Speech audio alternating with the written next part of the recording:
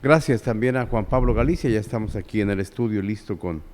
su reporte, su columna política. Bienvenido, ¿cómo te va? ¿Qué tal, José Luis? Muy bien, buenas tardes, muchas gracias. Un saludo a todo el público de Grupo Fórmula. Desde distintos frentes, ya desde el sábado estaba arreciando la idea de defender al INE.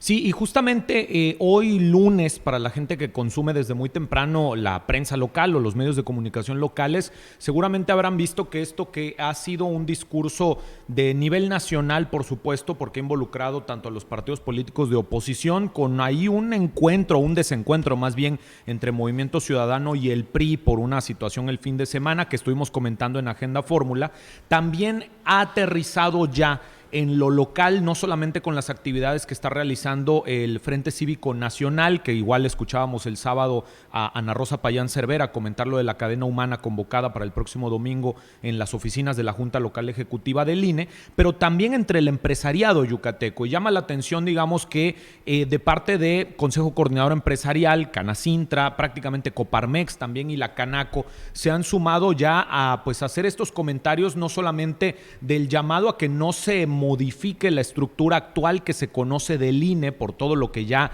se ha dicho también al respecto de lo peligroso que puede resultar una reforma electoral que pretende empezar desde cero con una nueva autoridad cuando la elección que sigue es una elección presidencial, José Luis, que no hay prácticamente margen de maniobra como ha ocurrido con las demás reformas electorales que se han hecho desde 1977 a la fecha, que siempre tienen una elección intermedia como ensayo general antes de pasar a una elección de grandes dimensiones como lo puede ser una elección presidencial como la que vamos a tener aquí en nuestro país en el 2024. Pero han mencionado también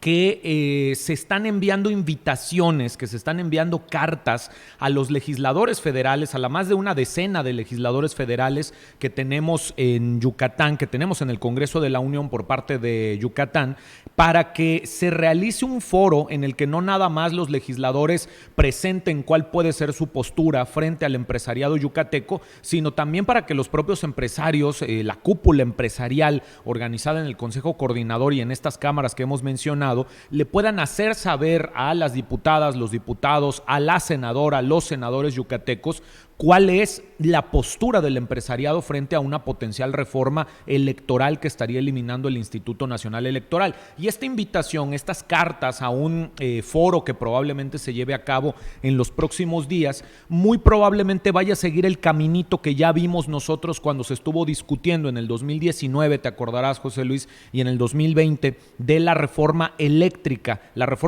enviada por el presidente de la República, que fueron más bien reformas a leyes secundarias, pero que terminaron haciendo que desde entonces la Comisión Federal de Electricidad ya no entregara permisos para que pudieran llevarse a cabo proyectos de energías renovables, de estas que hoy en día aquí en el estado de Yucatán tenemos muchas de ellas paradas precisamente por el tema de la incertidumbre en este rubro. Y en aquel momento, este involucramiento de parte de los empresarios yucatecos también vino primero con una invitación a un foro para escuchar qué tenían que decir los legisladores y las legisladoras y después a pedirles prácticamente que votaran en contra de esta reforma energética propuesta por el presidente de la República, y ya sabemos el resto de la historia, que cuando se da el voto en contra de la mayoría de los legisladores, pero el voto a favor de la senadora Verónica Camino Farjat, que en ese entonces estaba con el Partido Verde, viene una oleada de desplegados en la prensa local, principalmente en contra de Verónica Camino,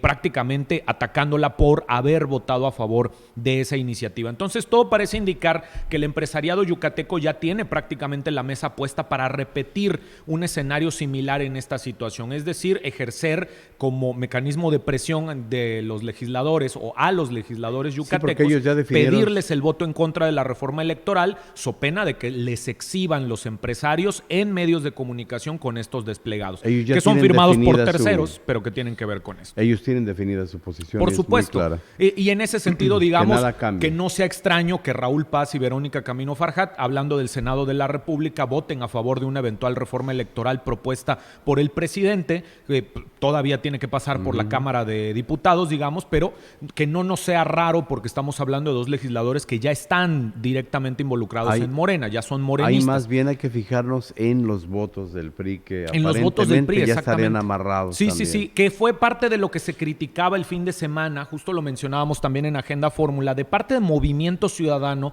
salieron en una especie de rueda de prensa en las escalinatas del Palacio Legislativo de San Lázaro a advertir que ya sabían o decían ya saber que el PRI iba a presentar una supuesta contrarreforma electoral para que fuera esta apoyada por los votos de Morena, del mismo modo como ocurrió con el quinto transitorio, que fue una diputada federal priista, Yolanda de la Torre, la que presenta la iniciativa, pero que al final ya supimos todos, por voz del propio presidente de la República, que en realidad era una iniciativa del presidente, se la dan a la diputada priista para que pase como si fuera del PRI, y en ese sentido se cuele como parte de la oposición y Morena termine respaldándola para conseguir la mayoría calificada. Ese es el temor que existe respecto de la reforma electoral. Habrá que ver si ocurre de esta manera, pero por lo pronto el empresariado yucateco está haciendo su parte, digamos, como